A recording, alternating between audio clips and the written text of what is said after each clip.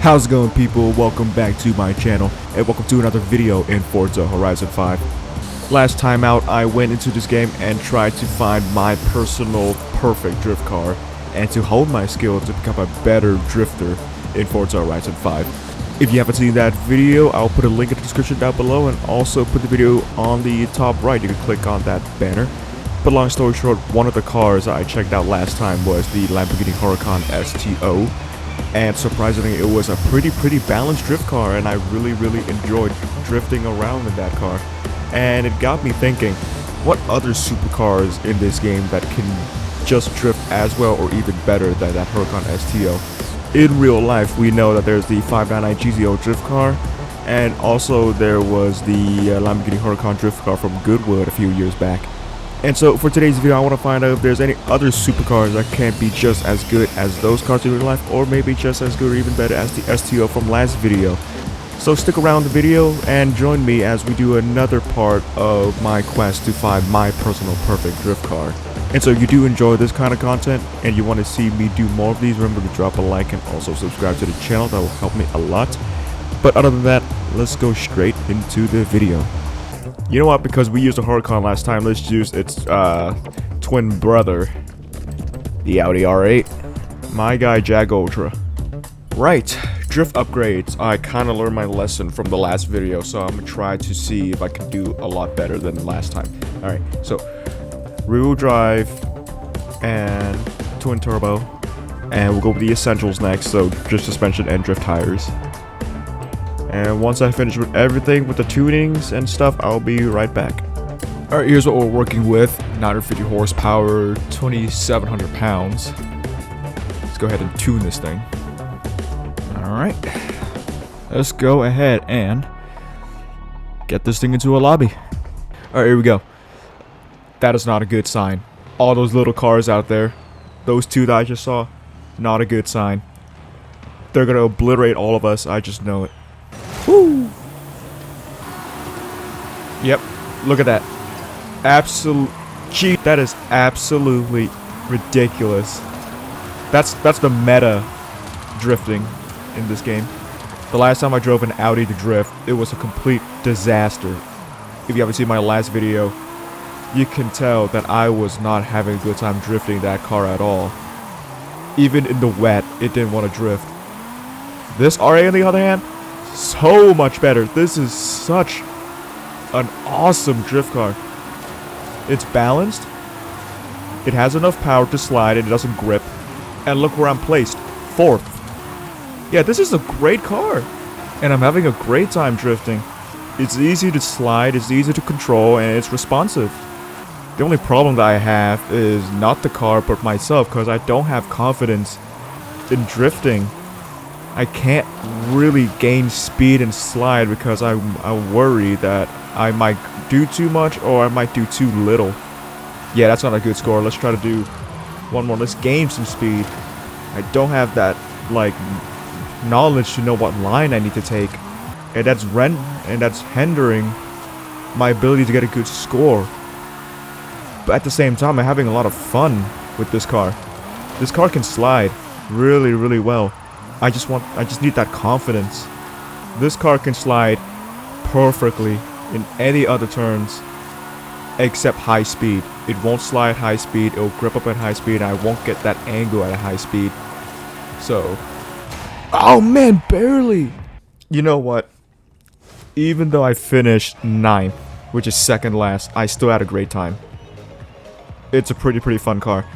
You know what? Let's go and do another try. This is an awesome drift car. It really is. It would have been a lot more enjoyable if I know what the heck I'm doing. This car is so much nicer to drift than like 3 cars from the last video that I made. Like, check that out. That is, jeez. See, I feel like this is the track that fits perfectly with this R8. This track is a much better layout to showcase how good this thing is at drifting. This thing is perfect at transitioning from left to right, right to left. It's a really like I said, it's a really nice car to transition from left to right, right to left. I stalled. I messed up. That was atrocious. That was atrocious. Yep, look, I did worse. I did a lot worse. Okay, yep. Yeah, I have nothing else but to blame myself because I suck. But man, this is a fun car to drive. Alright, let's move on to the next car. The next supercar that I have in mind. For the next supercar, let's go from a mid-engine supercar like the R8 to a rear-engine supercar like a Porsche 911. Specifically, 2016 911 GT3 RS. Can this thing drift? We'll see. Let's go ahead and... Ooh, that's a cool color. Alright, let's go ahead and upgrade and tune this thing, and I will see you in a couple moments. Alright, here's what we're working with. 821 horsepower, 2,800 pounds. It's a bit heavier than the R8, but hopefully that rear engine weight distribution kind of logic thing can help with the drifting. So yeah, let me go ahead and tune this thing, and I'll be back. Alright, we're ready to go to another lobby in this Porsche 911 GT3 RS. Dude, I've been queuing for like 10 minutes. And it's nothing but A-Class, A-Class, A-Class, A-Class, not S1. There's no S1 at all. It's just A-Class, A-Class, A-Class. How come last time I got S1 instantly? The first click, the first queue, boom, S1. And now I'm just getting A-Class, A-Class, A-Class, A-Class. No S1 at all. Another A-Class. Once again, there's no lobby for me to test if this car is good enough at drifting or not. The game will not give me an S1 class lobby, and I'm stuck here for probably the next 30 minutes trying to queue up for an S1 class, but all they're doing is giving me A class, like that. Come on, game. Freaking finally, dude. Come on. Alright, here we go. What do I expect? Nothing much, I'm gonna be frankly with you. And yep. Just me and some other dude. I'm not expecting much, but we're here to see if this thing is good at drifting or not, so let's do this.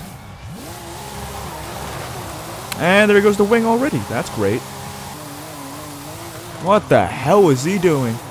When Porsche designed the 911 GT3 RS, they were designing the car to be a track-focused road car and to be quick in the Nürburgring and other racetracks and on the road as well.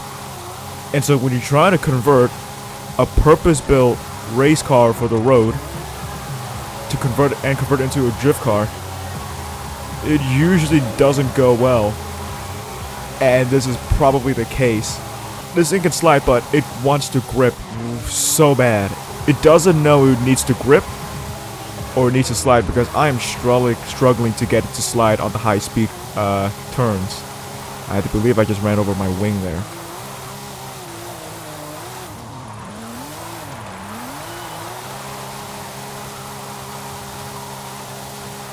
That was pretty sick, not gonna lie. But I'm gonna be frankly honest with you. In terms of how easy it is to drift this thing, and how enjoyable I am at drifting this thing compared to the R8, I would honestly pick the R8 over this. Because I feel like the R8 has a bit more responsiveness in terms of what I want the car to do. This thing would try to grip, but at the same time, this thing is supposed to be built to drift. And so I feel like I'm not really enjoying this thing at all. That's a wall. And so, yeah, I'd say this car is worse than the R8. And like, this thing wants to drift, but it's also designed to grip. And so it doesn't know it wants to drift or it wants to grip. Because it was born to grip, but I built it to drift. If that makes sense. Hence why I feel like it's worse than the R8. Let's just move on to the next supercar. Okay, we've done mid-engine, and we've done rear-engine. Let's go ahead and do a front-wheel drive engine car. You know what? Let's go Nissan. Why not? Nissan right now is currently in extreme trouble, and they need help ASAP. So let's just go Nissan. Why not? Let's help Nissan to be a reputable brand once again in the virtual world, and not the absolute disaster they're in right now. So yeah, I have an idea. Yes, the man, Stradman himself. Let me go ahead and upgrade this thing and tune it, and I'll see you in a couple moments. Rear-wheel drive Nissan GTR, that is cursed. Alright, here's what we're working with. 3,000 pounds, nearly 1,000 horsepower. I'm looking forward to this thing. Did you remember from last video, the Honda Prelude was also a front engine car, and it drifted fantastic. It was a fantastic drift car, and I have high hopes for this one. Alright, let's go ahead and tune this thing. Alright, tune is done. Let's go ahead and find ourselves a S1 class lobby. Hopefully this time we can find one. Okay, while I was waiting for the next round to start, I test drove this thing, and oh my god, I have high hopes for this car. This could beat the R8, and this could be a really, really, really good car to drift. I'm looking forward to this thing. Let's go. Alright, here we go. Let's see how good this thing is. I have high hopes for this. Let's go. Okay, yeah. Already, I can tell you right now. Okay, I can already tell that this car is better at drifting than the Audi R8. There's an error on my part where I kind of messed up the tunes, up the gears. I need to make it a little bit longer, especially second gear, for it to not bounce around the rev limiter all the way like that, but so far, fantastic car. This is a great drift car. I love it. So much nicer than the R8. It slides so much better than the R8. Look at that. Oh man, I need to clutch in every time I'm about to spin, because if that happens, I am gonna stall.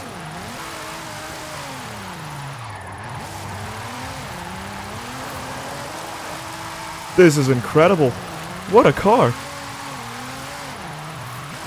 Of course the Japanese knows how to make cars that can drift. That's a great car. That's 100% better. 100% better than the R8. That was a great experience. And I'm seeing a trend here.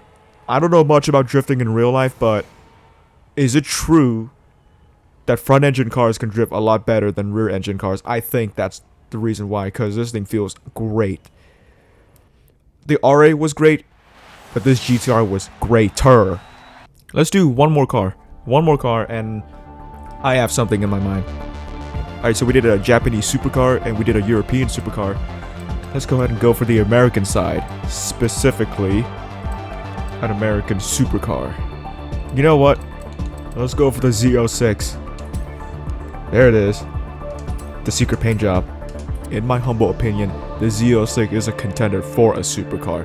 It's basically a supercar done cheap. It's a supercar done cheap. That's that. So let's go ahead and upgrade and tune this thing, and I'll be back in a couple moments. Alright, here's what we're working with. 2,900 pounds, 934 horsepower.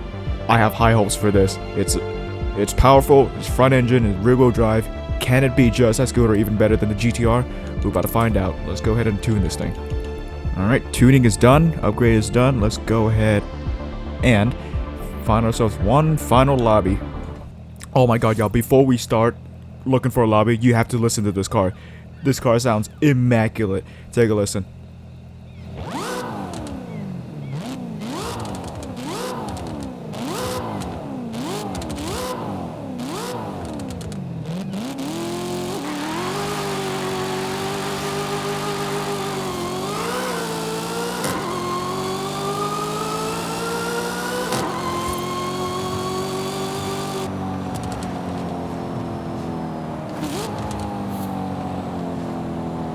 Listen to that shift sound.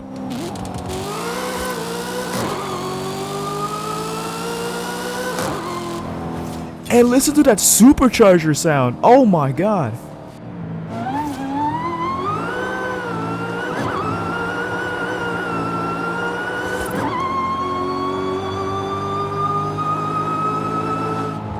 I can listen to this all day. Just take a listen.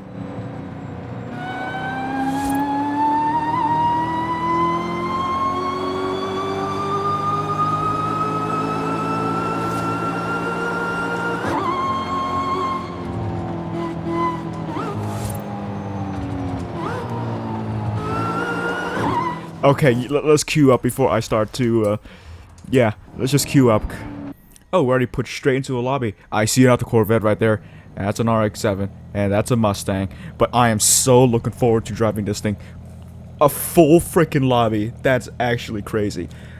I'm looking forward to driving this thing. I have high expectations for this. It sounds amazing, and I'm praying that it drifts great. I'm enthusiastic. I'm pumped. Let's go. Just listen to that supercharger whine. Screaming. That supercharger screaming. That is... Oh man, it sounds amazing. Not to mention the V8 sound of this Corvette. So far, driving this thing and drifting around, I'm gonna be completely honest with you, I feel like, me personally right now, I feel like the GTR is slightly better than this. So far, I believe, for now, the GT3 RS is the worst, and R8 is gonna be next, and I believe it's close between first place between the GTR and this Corvette, because this thing feels great. It drifts pretty nicely. Jesus, that scared me. I feel like the GTR edges the car slightly. Just a tad bit slightly, I believe. Only because it gains speed a little bit faster, and because it gains speeds a little bit more faster, it gives me the ability to slide better at the high speed turns.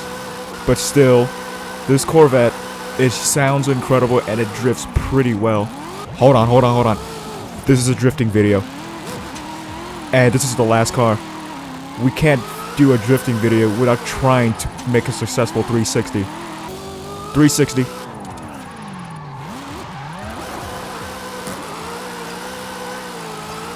That's my first successful 360. Oh my days. We just did a 360, boys. That's incredible.